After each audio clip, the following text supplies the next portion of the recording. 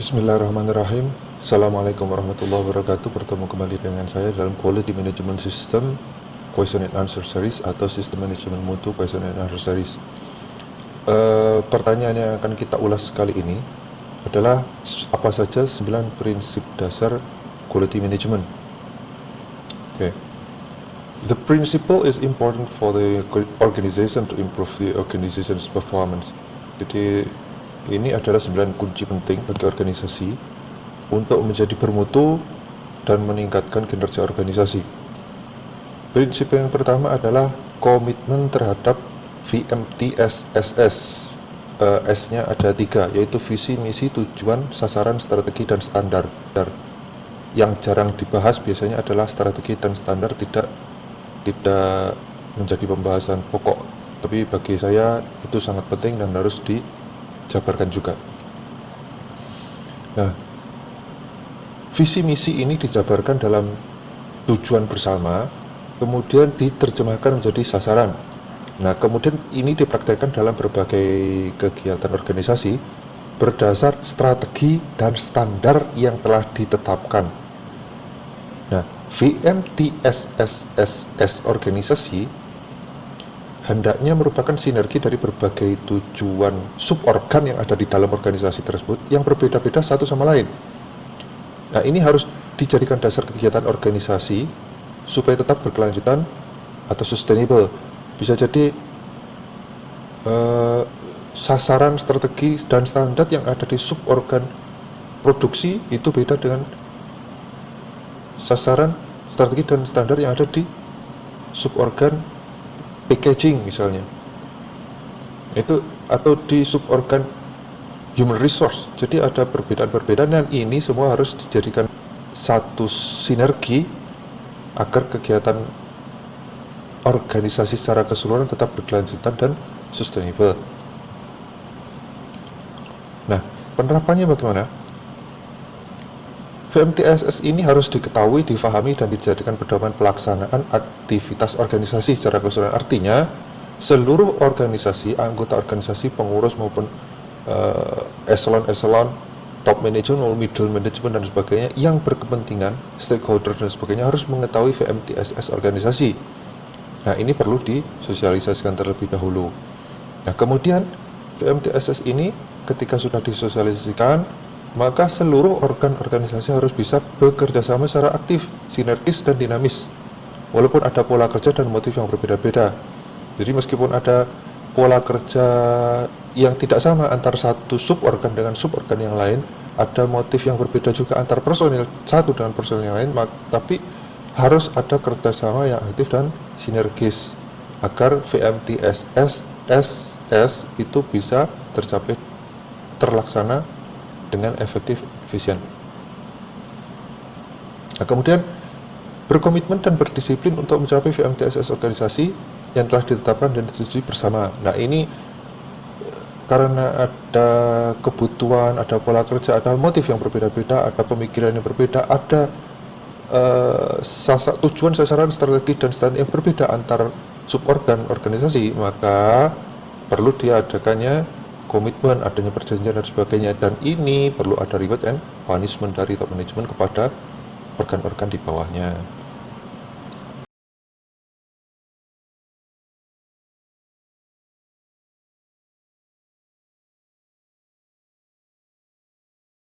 Nah, prinsip yang kedua adalah kepemimpinan atau leadership.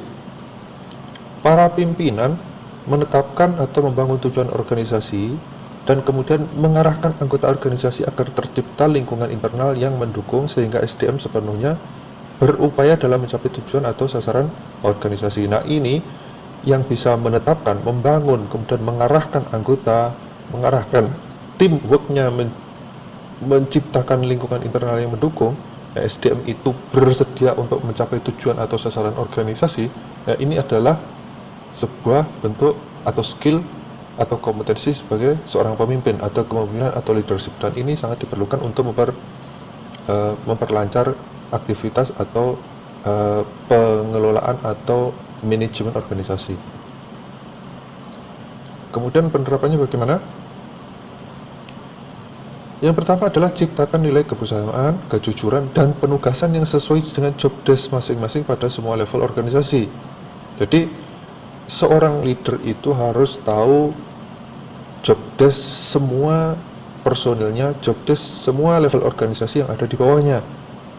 Kenapa demikian? Agar tercipta penugasan yang berimbang antara satu orang dengan orang lain, berimbang antara satu suborgan dengan suborgan yang lain, agar tidak ada ketimpangan antar yang satu mendapat job desk yang sangat berat, yang satu job desk yang sangat ringan, atau ada job desk yang saling tumpang tindih. Sudah dikerjakan oleh suborgan satunya, tapi suborgan satunya juga ada job desk yang sama. Nah, ini harus ada nilai kebersamaan, kejujuran, dan penugasan yang sesuai dengan job desk. Ini tugas seorang leader. Kemudian, berikan contoh, buktikan komitmen, all out memahami kebutuhan organisasi dan berikan pemahaman kepada semua anggota terkait VMT SSS yang telah ditetapkan organisasi. Seorang leader, seorang pemimpin harus memberikan contoh, kemudian membuktikan komitmen. Ada peraturan-peraturan apa yang ada di organisasi, ketetapan-ketetapan apa yang ada di organisasi. Leaders harus memberikan contoh, memberikan komitmen terlebih dahulu. Kemudian all out memahami kebutuhan organisasi. Suborgan itu ada banyak kebutuhan, personil itu ada banyak kebutuhan untuk bisa menjalankan aktivitas organisasi secara efektif, efisien. Apabila seorang leader itu tidak memahami kebutuhan organisasi, ya organisasi akan berantakan. Maka leader harus all out memahami kebutuhan organisasi. Ada kalau guru saya dulu mengatakan seorang pemimpin itu harus ngabei. Ngabei di sini dalam arti bukan ningrat atau seorang yang dalam bahasa Jawa ngabei memang sebagai seorang ningrat atau orang yang sangat tinggi derajatnya dan sebagainya, itu ngabei. Tapi bagi guru saya yang dikatakan ngabei itu, pemimpin yang ngabei itu adalah pemimpin yang tahu segalanya. Nah, ketika pemimpin itu tahu segalanya, dia akan bisa mengarahkan atau mendelegasikan tugas penugasan dengan sebaik-baiknya. Dia mengetahui seluk-beluk semua seluk-beluk dalam organisasinya. Dia tahu berapa kebutuhan ruangan, dia tahu berapa kebutuhan warehouse-nya, dia tahu berapa kebutuhan human resource di packaging, human resource di kalau higher education misalkan, berapa kebutuhan suborgan penjaminan mutu, berapa kebutuhan organ bagian monitoring untuk proses pembelajaran, bagaimana infrastrukturnya, itu semua seorang leader harus tahu. Bukan berarti leader itu juga harus menjalankan atau mengeksekusi kebutuhan itu, tidak. Tentu eksekusinya itu nanti akan didelegasikan penugasan kepada bawahan-bawahannya, kepada anggotanya, sesuai job desk-nya. Tapi seorang leader itu akan bisa all out, akan bisa tahu kebutuhan organisasi bila dia ngabei atau all out mengetahui semua kebutuhan organisasi. Kemudian pertimbangkan kebutuhan semua pihak yang berkepentingan internal dan eksternal. Jadi seorang leader itu juga harus mempertimbangkan kebutuhan stakeholder, jangan sampai memikirkan kepentingan sendiri. Pihak-pihak yang terlibat tidak dihiraukan, tidak dianggap apa kepentingannya. Yang penting perintah saya jalan. Tidak, itu bukan seorang leader. Seorang leader pasti akan memahami bagaimana cara mensejahterakan anggotanya, bagaimana memenuhi kebutuhan stakeholder internal, bagaimana memenuhi kebutuhan stakeholder eksternal. Tapi ini tentu bukan ada pihak luar mengintervensi organisasi, tidak. Ini adalah kebutuhan untuk saling timbal balik bagaimana organisasi bisa berjalan dengan efektif, efisien bila pihak-pihak yang terlibat di dalamnya atau berkepentingan dari luar itu tidak mendapatkan apa yang menjadi kebutuhan mereka. Jika seorang leader bisa mempertimbangkan dan mengakomodir, tapi tentu dengan batas itu tadi ya, bukan sebagai sebuah intervensi dari luar kepada organisasi, karena organisasi tentu punya ketetapan sendiri, punya VMTSS itu tadi sendiri. Jadi tentu organisasi tidak akan terjebak dalam ada pemenuhan kebutuhan luar tapi kemudian meninggalkan VMTSS organisasi yang sudah ditetapkan sejak awal. Tidak demikian. Kemudian fasilitasi semua orang, tentu anggota organisasi dengan sumber daya yang diperlukan. Misalkan berikan pelatihan yang sesuai dengan keperluan bidang pekerjaan dan beri fleksibilitas dalam pekerjaan dengan tetap tidak melupakan monitoring and controlling. Nah, seorang atau anggota organisasi atau personil dalam organisasi itu tentu memerlukan berbagai fasilitas, misalkan fasilitas infrastruktur untuk menjalankan aktivitasnya, fasilitas peningkatan skill, kompetensi, dan keahlian dirinya, itu juga harus diperhatikan oleh seorang leader. Kemudian beri fleksibilitas dalam pekerjaan dengan tetap tidak melupakan monitoring and controlling. Ketika seorang anggota itu mungkin ada permasalahan, harus menjaga atau ada anggota keluarga yang sakit, ada memiliki anak kecil dan sebagainya, dia memerlukan fleksibilitas jam kantor misalkan, apalagi zaman sekarang ketika terjadi pandemi dan sebagainya, harus lebih banyak work from home daripada work from office. Maka fleksibilitas pekerjaan itu tentu harus dipikirkan oleh seorang leaders. Bisa jadi jam kantor yang awalnya itu atau bakunya itu jam 8 sampai jam 5 sore misalkan, 8 pagi sampai 5 sore. Dengan adanya berbagai hal yang mempertimbangkan keselamatan, mempertimbangkan efektivitas, efisiensi dan sebagainya, tentu seorang leader harus mengakomodir juga apa kepentingan, apa keperluan agar keperluan anggota timnya agar segala aktivitas yang berjalan di dalam organisasi ini bisa terus sustain, bisa terus berkelanjutan. Bisa jadi yang awalnya jam 8 pagi sampai jam 5 dipindah sebagian, ada yang pagi tetap jam segitu, jam 8 sampai jam 5, ada yang ada di shift sore, misalkan jam 2 atau sampai jam 9 malam. Dengan ketentuan tentu ada monitoring and controlling. Monitoring and controlling itu fungsinya agar job desk setiap orang, job desk personil maupun job desk unit kerja itu tetap sesuai dengan tenggat waktunya atau sesuai dengan batasan-batasannya.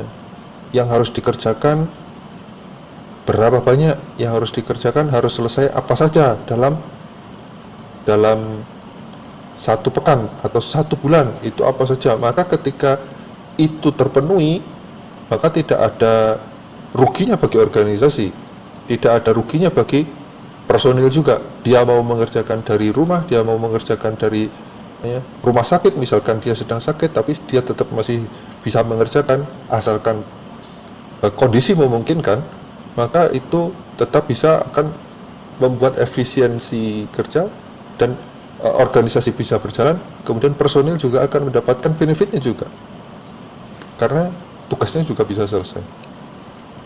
Kemudian beri semangat dan pengakuan terhadap kontribusi setiap orang secara adil dan transparan. Ini reward and punishment juga.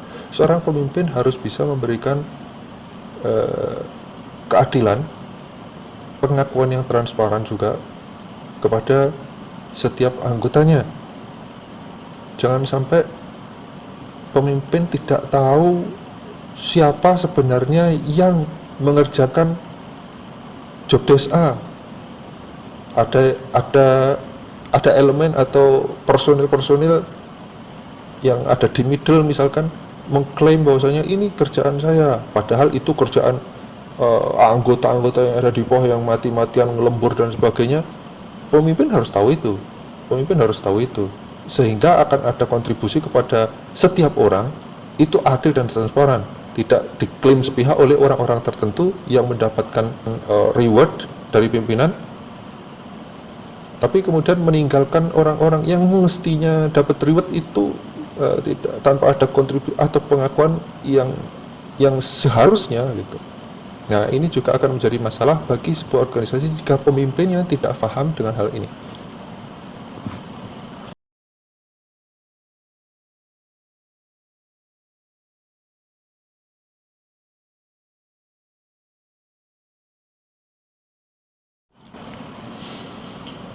Kemudian prinsip yang selanjutnya, prinsip yang ketiga adalah keterlibatan sumber daya manusia atau engagement of people. Nah, keterlibatan manusia ini, sumber daya manusia pada semua tingkatan adalah faktor yang penting dari suatu organisasi. Keterlibatan sepenuhnya dari mereka memungkinkan kemampuan mereka digunakan untuk tujuan kemajuan organisasi atau mencapai tujuan VMTSSS yang telah ditetapkan di awal. Jadi harus disadari bahwasanya sumber daya manusia itu merupakan hal yang sangat penting bagi terlaksananya segala aktivitas di organisasi. Nah, upayakan setiap orang memahami pentingnya kontribusi dan peran mereka dalam pos atau unit kerja apapun dalam organisasi, baik itu sebagai staf pimpinan, sebagai middle management, sebagai ketua bagian, sebagai kepala unit kerja, ataupun bahkan sebagai cleaning service misalkan. Mereka semua berkontribusi, mereka semua berperan dalam organisasi. Bagaimana organisasi bisa berjalan lancar apabila gedungnya kotor, tidak terawat, karena cleaning service-nya tidak berperan. Nah, maka harus ada reward juga kepada cleaning service, karena mereka juga sangat berperan dalam kelancaran aktivitas di organisasi. Kemudian, berikan fasilitas agar setiap orang punya peluang untuk meningkatkan kompetensi, pengetahuan, dan pengalaman mereka, dan bisa berbagi pengetahuan atau pengalaman yang telah diperoleh, serta berinovasi. Nah, jadi peluang-peluang itu harus diberikan kepada semua anggota agar bisa meningkatkan skill. Ketika skill, kompetensi, kemampuan mereka meningkat, maka itu juga berimbas kepada semakin bagusnya, efektif, efisiennya, lancarnya kegiatan yang ada di organisasi. Pengetahuan mereka juga bisa diberikan juga atau di-sharingkan kepada kolega mereka, kepada teman-teman mereka, sehingga akan semakin banyak peningkatan skill yang ada di organisasi. Begitu juga mereka juga akan bisa berinovasi apa yang bisa dilakukan untuk memperbaiki organisasi, entah itu kinerja atau produk yang dihasilkan. Mereka bisa berinovasi dengan semakin baik. Nah, upayakan setiap orang mengetahui permasalahan kerja masing-masing dan termotivasi untuk menyelesaikannya, dan dengarkan pendapat mereka. Nah, jadi mendengarkan pendapat anggota, mendengarkan pendapat sumber daya manusia yang ada di organisasi itu sangat penting. Bisa jadi itu sebuah mutiara yang itu sangat bermanfaat bagi organisasi. Bisa jadi. Jadi jangan sampai seorang pemimpin kemudian meninggalkan potensi-potensi yang ada tanpa berusaha mendapatkan potensi-potensi itu dengan cara dengar pendapat dengan berbagai pihak, termasuk kepada anggota organisasi itu sendiri.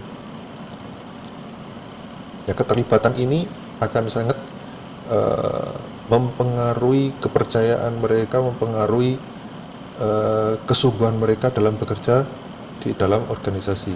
Kemudian budayakan dan tekankan pada semua keputusan, bahwa setiap orang mengenali batasan kinerja serta lingkup tanggung jawab mereka dan tidak menimpakan tugas kepada orang lain tanpa prosedur yang ada tanpa transparan.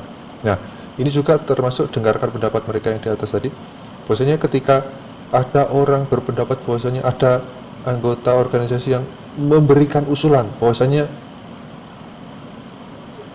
untuk mencapai kinerja unggul, maka organisasi kita harus mengikuti poin 1, poin 2, poin 3.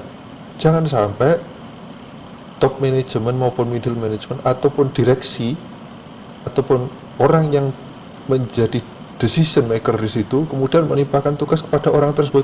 Ya sudah, kamu yang usul, kamu aja yang ngerjakan. Nah, ini tidak akan membuat orang termotivasi, tidak akan membuat orang berinovasi.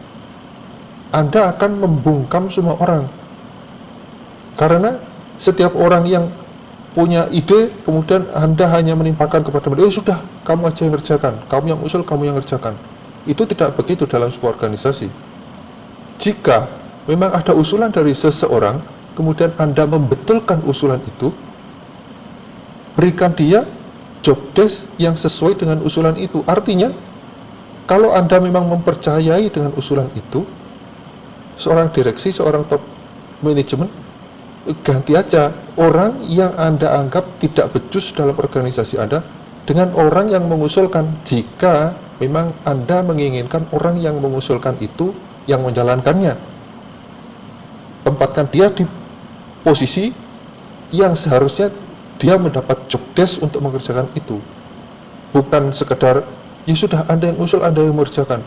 Artinya dengan demikian Anda membunuh orang tersebut, Anda membunuh inovasi orang tersebut, Anda membunuh pendapat orang tersebut. Semakin sering Anda berbuat seperti itu, maka akan semakin banyak orang dalam organisasi Anda memilih untuk diam.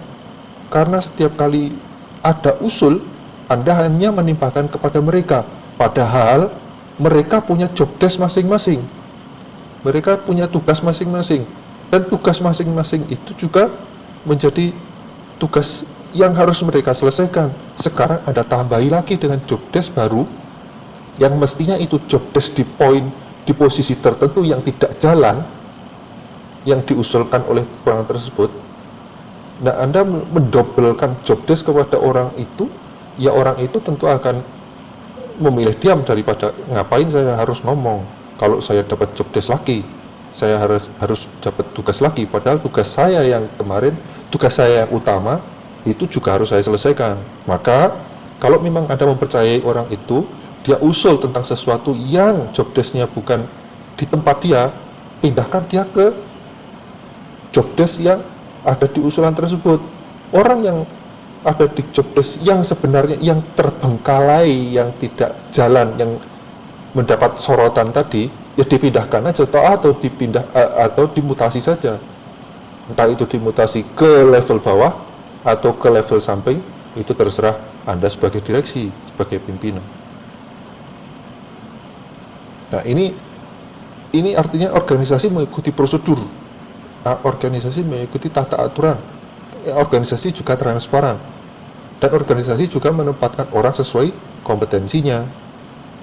Maka organisasi bisa berjalan dengan efektif, efisien. Nah, makanya ini menjadi salah satu kunci bagaimana menjalankan manajemen secara berkualitas.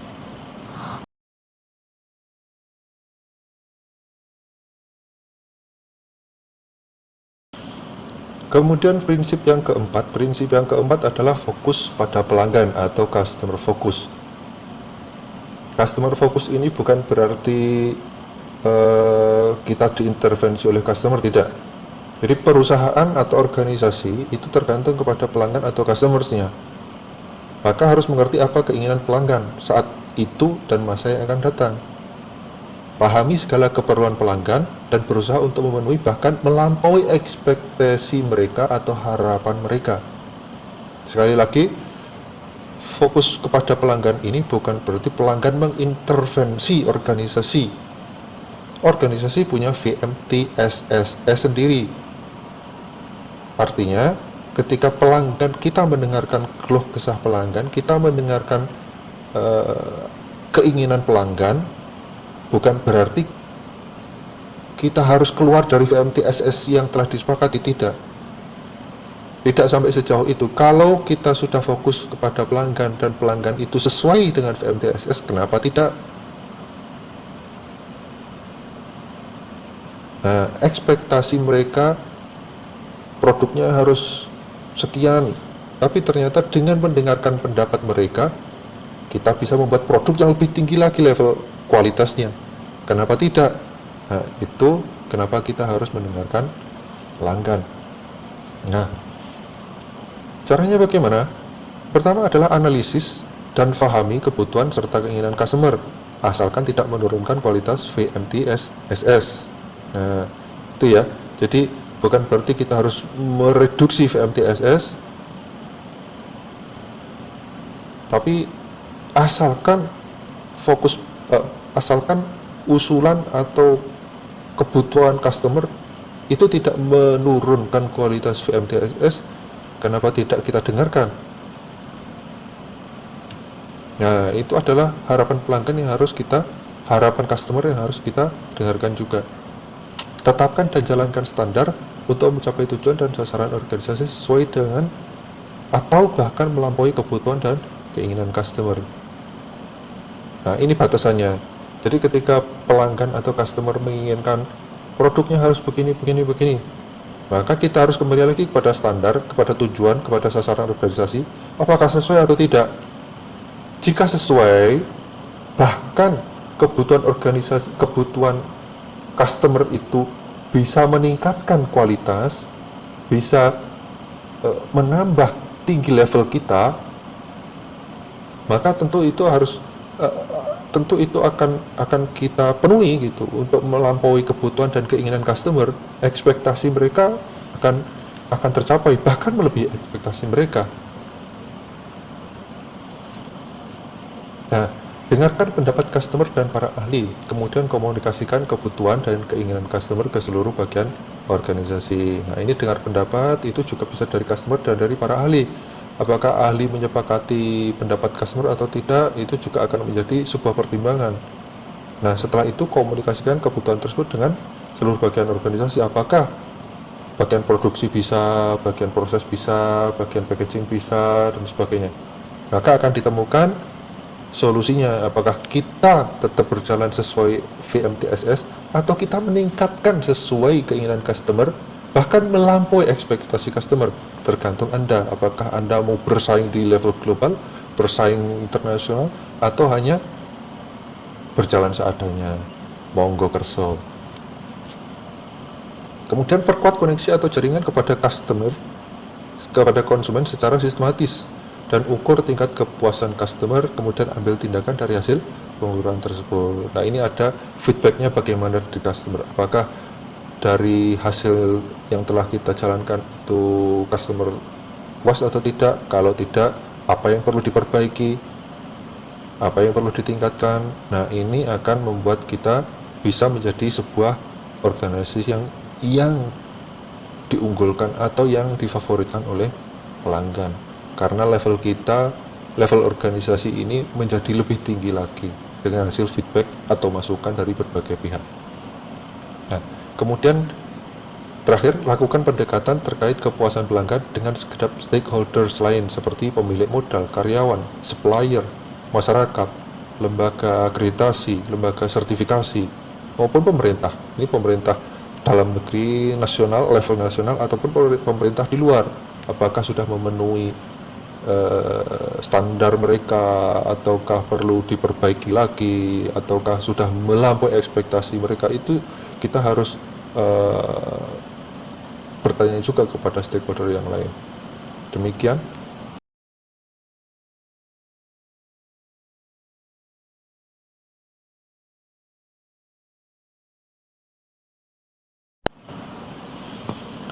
Oke, prinsip yang kelima. Prinsip yang kelima adalah pendekatan proses atau proses approach. Proses approach ini adalah hasil atau tujuan itu akan tercapai dengan lebih efisien bila aktivitas organisasi dan sumber-sumber yang terkait diatur dengan baik sesuai alur proses yang sistematis, terencana, dan konsisten. Nah, ini pendekatan proses. Jadi segala aktivitas, segala sumber daya itu diatur dengan sistematis dalam bentuk sebuah proses. Itu akan menjadi terencana dan konsisten. Nah, ini caranya adalah pertama, menganalisis dan mengukur kunci kemampuan organisasi, terutama sumber daya dan jaringan. Itu yang harus dilakukan terlebih dahulu. Bagaimana sumber daya yang tersedia, apa yang harus diperbaiki untuk mendapatkan sumber daya yang lebih baik, lebih berkualitas, ataupun lebih murah. Nah, jaringan kerja itu juga harus diperhitungkan agar proses ini berjalan dengan baik. Kemudian tentukan prioritas aktivitas yang dibutuhkan untuk mencapai hasil yang diinginkan sehingga proses bisa berjalan lebih efektif dan efisien. Maka ada prioritas-prioritas aktivitas yang dibutuhkan. dalam hal ini ada keterbatasan sumber daya finansial, keterbatasan sumber daya bahan baku, keterbatasan berbagai hal, ada keterbatasan, maka akan ada prioritas-prioritas aktivitas agar organisasi bisa mendapatkan proses yang lebih efektif dan efisien. Kemudian identifikasi kunci aktivitas-aktivitas di dalam dan di antara suborgan organisasi. Kemudian permudah alur proses dan perjelas job desk suborgan agar tidak ada tugas yang saling menumpuk. Nah, ini di awal sudah saya singgung bahwasanya ketika seorang pimpinan itu membuat job desk, harus diingat bahwasanya job desk itu tidak tumpang tindih. Suborgan A dan suborgan B ternyata job desknya sama. Atau job desk itu jangan timpang. Artinya suborgan A job desknya sangat berat, suborgan B job desknya sangat ringan. Nah, ini akan membuat aktivitas-aktivitas tidak akan lancar. Kemudian mengevaluasi konsekuensi, risiko, dan dampak aktivitas pada semua stakeholder, terutama customer dan supplier. Nah, semua customer itu harus kita evaluasi konsekuensi, risiko, dan dampaknya. Tapi yang terutama adalah customer dan supplier. Jadi kita sebagai sebuah organisasi, kita mendapatkan bahan baku itu dari supplier. Kemudian kita olah, kita proses, kita buat output, itu akan diterima oleh customer. Nah, jadi dua ini yang paling penting, meskipun tentu tidak menafikan adanya stakeholder yang lain. Tentu stakeholder yang lain kita perlu mengevaluasi konsekuensi, risiko, dan dampak aktivitas yang kita lakukan kepada mereka semua.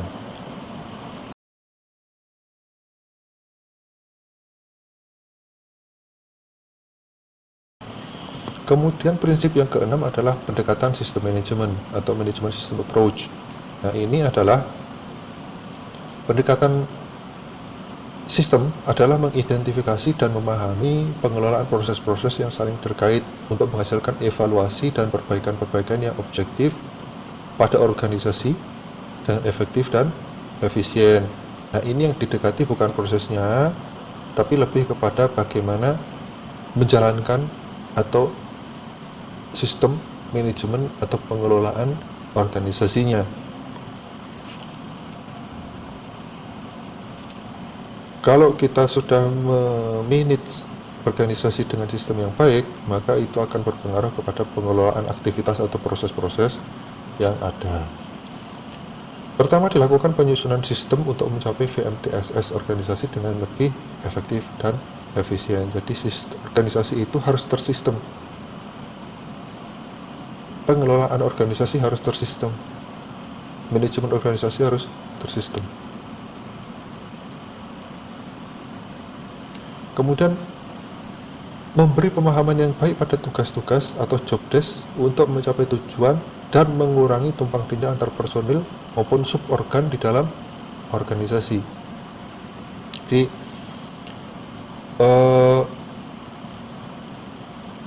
tumpang tindih tugas itu tadi sudah dibahas di pendekatan proses, itu juga berpengaruh di situ. Secara sistem manajemen atau pengelolaan itu juga akan mempengaruhi mempengaruhi efisien pengelolaan sebuah organisasi juga.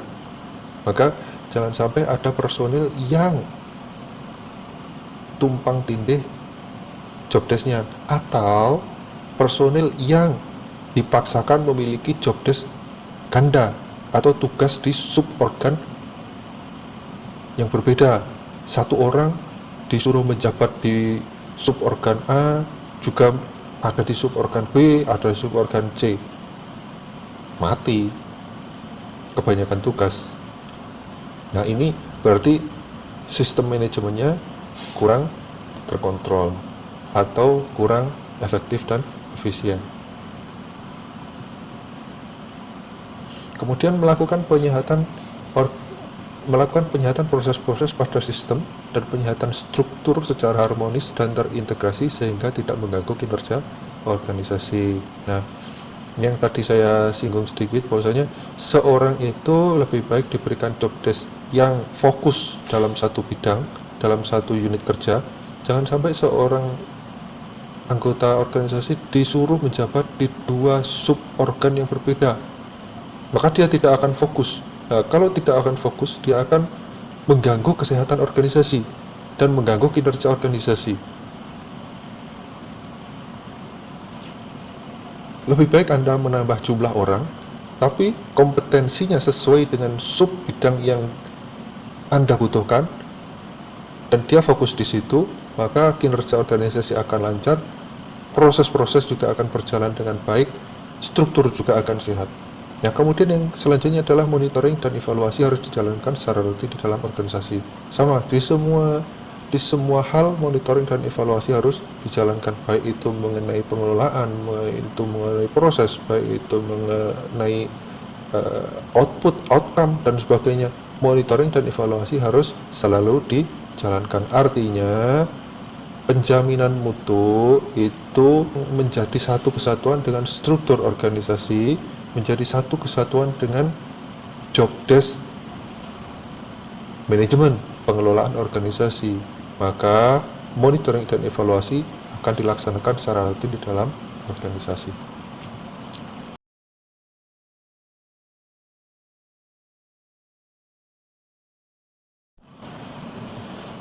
Kemudian prinsip yang selanjutnya adalah pendekatan data atau fakta sebagai dasar pengambilan keputusan, evidence-based decision making.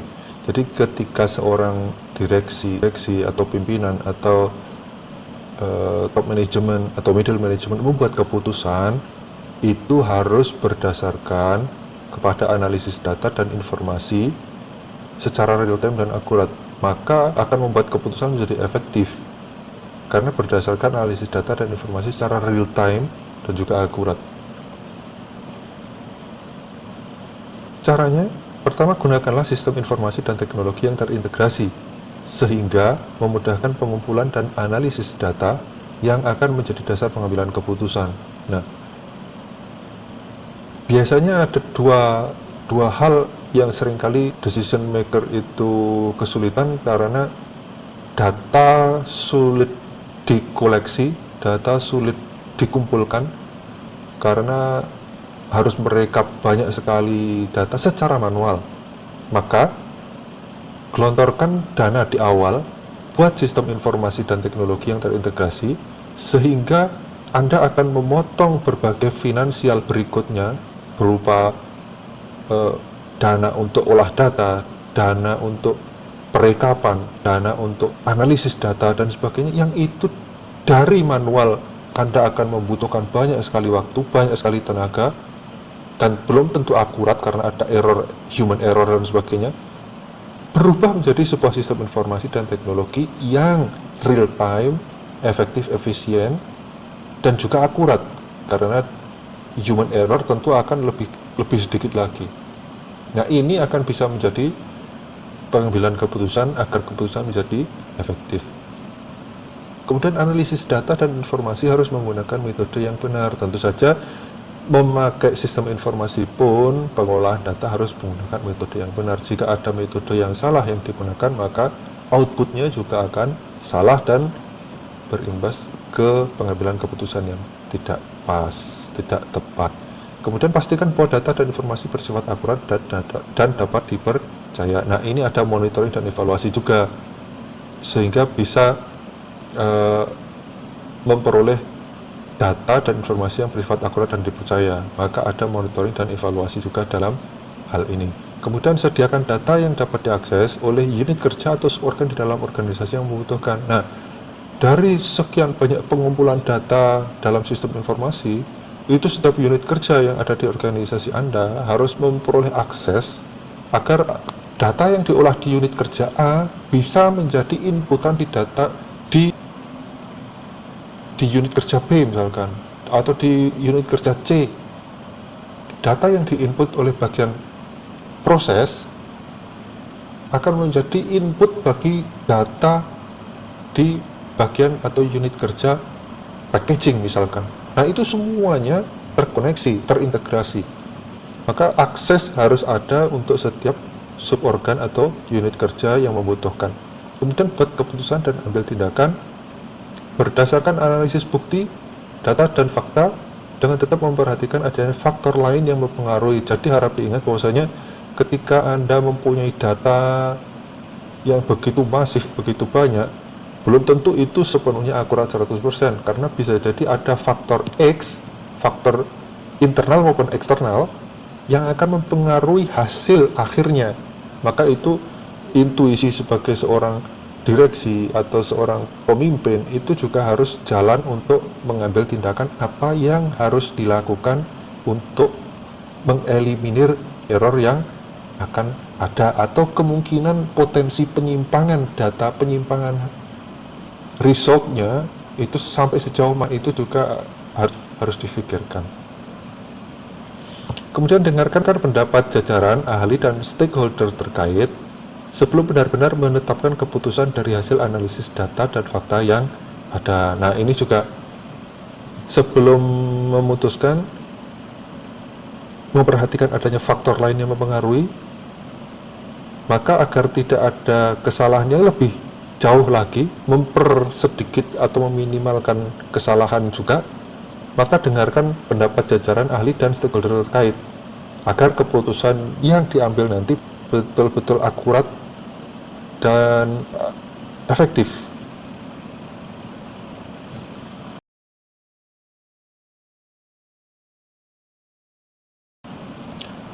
Prinsip yang selanjutnya adalah perbaikan yang berkesinambungan atau continuous improvement atau sustainable improvement. Perbaikan yang berkesinambungan harus menjadi aktivitas yang terencana, sistematis, dan rutin dari sebuah organisasi. Nah, jadi dalam sebuah alur kerja organisasi, mulai dari awal perencanaan, penetapan, proses kerja, kemudian ada controlling, monitoring, evaluasi, audit, dan sebagainya, kemudian ada perbaikan. Nah, perbaikan ini kembali lagi ke siklus sebelumnya, direncanakan perbaikannya apa, kemudian direncanakan standar barunya apa, kemudian ditetapkan standar baru. Nah, ini akan berkesinambungan secara terus-menerus. Ini harus dijalankan secara terencana, sistematis, dan rutin, berkala, menjadi sebuah siklus yang berkelanjutan terus-menerus, tidak berkesudahan. Maka hal yang pertama dilakukan adalah tetapkan VMTSS sebagai pedoman dan ukur pencapaian untuk perbaikan yang berkesinambungan. Nah, berpegang kepada VMTSS inilah tolak ukur kita atau baku standarnya ada di situ. Kemudian setelah dilaksanakan aktivitasnya, kemudian ada monitoring, evaluasi, audit, dan sebagainya, laksanakan perbaikan yang berkelanjutan, termasuk kepada tujuan, sasaran, strategi, pedoman, standar, proses produk, dan jaringan kerja sistem ini secara konsisten agar optimal dalam perbaikan dan pengembangan. Jadi tidak berhenti, tidak terputus. Kemudian monitoring, audit, dan evaluasi harus bisa menjadi sumber peningkatan kualitas. Nah, tadi ada monitoring, evaluasi, audit, dan sebagainya, itulah yang menjadi sumber peningkatan kualitas. Jangan sampai melakukan audit, monitoring, evaluasi, dan sebagainya hanya untuk mengada-adakan saja. Salah. Monitoring, audit, dan evaluasi tentu harus diadakan untuk menjadi sumber peningkatan kualitas dan perbaikan yang dilakukan terus-menerus agar berkelanjutan dan semakin baik lagi di siklus berikutnya.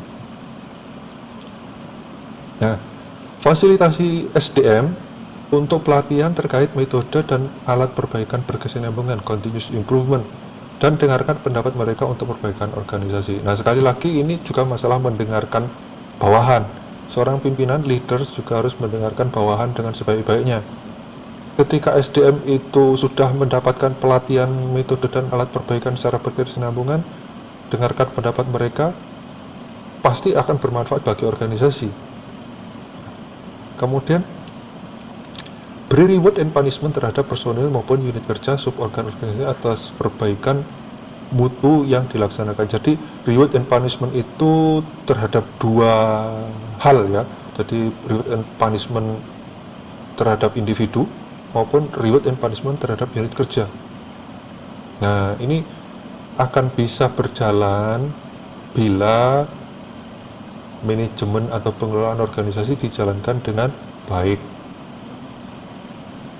Nah, organisasi akan menjadi reward and punishment ini juga sesuatu yang memicu peningkatan kinerja agar organisasi juga semakin baik lagi di siklus tahun berikutnya, di proses tahun berikutnya, di proses selanjutnya.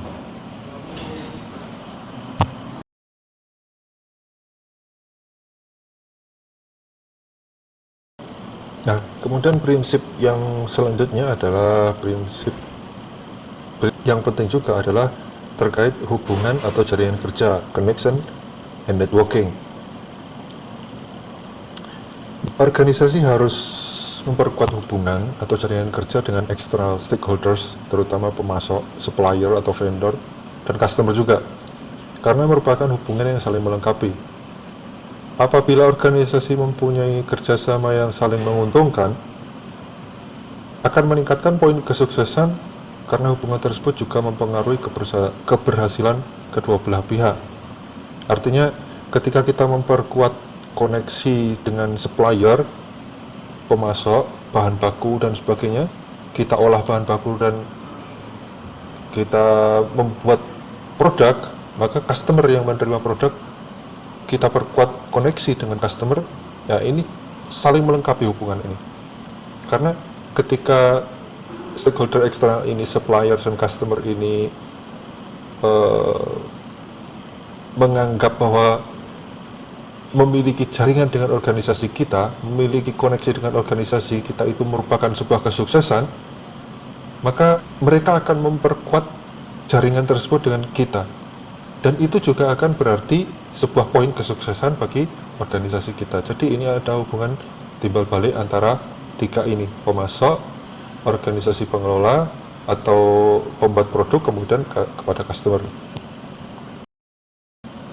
Jadi penerapannya adalah melakukan identifikasi kondisi, hubungan atau jaringan kerja yang ada. Kemudian pilih prioritas pemasok dan konsumen atau stakeholder lain yang hendak diperkuat. Bila organisasi kita memiliki kemampuan untuk memperkuat semua lini, semua jaringan kerja, semua stakeholder, bolehlah kita sebagai organisasi besar misalkan memperkuat semua stakeholder yang ada dengan kita agar semuanya mendapat manfaat. Tapi apabila organisasi kita juga masih harus memperhatikan finansial, harus memperhatikan sumber daya manusia dan sebagainya, maka tentu akan ada prioritas-prioritas yang kita tentukan sebagai sebuah organisasi, mana hubungan atau jaringan kerja yang akan kita perkuat terlebih dahulu. Kemudian lakukan dengar pendapat dan susun pengembangan bersama agar bisa diketahui fleksibilitas, kemudian kecepatan perubahan kebutuhan, kemudian sustainability-nya, dan circularity yang bisa diciptakan. Nah, dengar pendapat itu sedari tadi prinsip yang pertama juga sangat penting. Kita mendengarkan pendapat dari orang lain, mendengar pendapat dari anggota organisasi, mendengarkan pendapat dari stakeholders, mendengarkan pendapat dari para ahli.